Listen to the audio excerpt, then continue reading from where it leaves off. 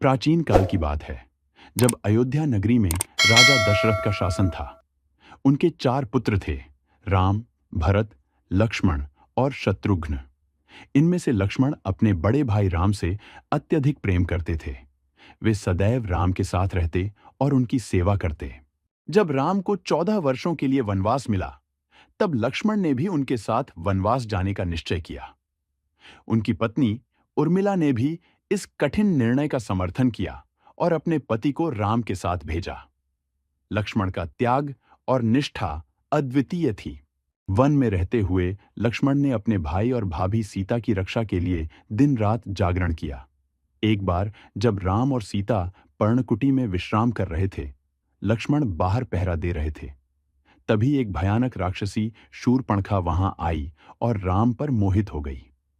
उसने राम से विवाह का प्रस्ताव रखा, लेकिन राम ने उसे अस्वीकार कर दिया और लक्ष्मण के पास भेज दिया। लक्ष्मण ने भी उसे अस्वीकार किया, जिससे शूर्पणखा क्रोधित हो गई और उसने सीता पर आक्रमण करने की कोशिश की। लक्ष्मण ने अपने तेज धार तलवार से उसका नाक और कान काट दिए। यह घटना रावण के साथ युद्ध का बीज थी। कुछ समय बाद सीता को रावण ने अपहरण कर लिया।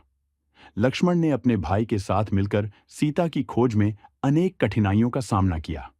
वे हनुमान और सुग्रीव जैसे महान योद्धाओं के साथ मिले और सेना बनाकर लंका की ओर प्रस्थान किया। लंका पहुंचते ही लक्ष्मण ने अपनी वीरता का प्रदर्शन किया और मेघनाद जैसे शक्तिशाली योद्धा को पराजित किया।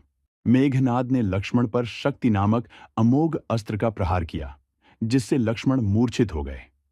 पूरी सेना चिंता में डूब गई। तब हनुमान संजीवनी बूटी लाने के लिए हिमालय पर्वत की ओर उड़ान भरे। हनुमान ने पूरे पर्वत को उठा लिया और लक्ष्मण की मूर्छा को दूर किया।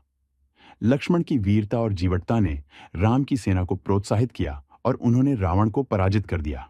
लंका विजय के बाद लक्ष्मण ने राम के साथ अयोध्या वापसी की और वहां का शासन सही तरीके से संचालित किया।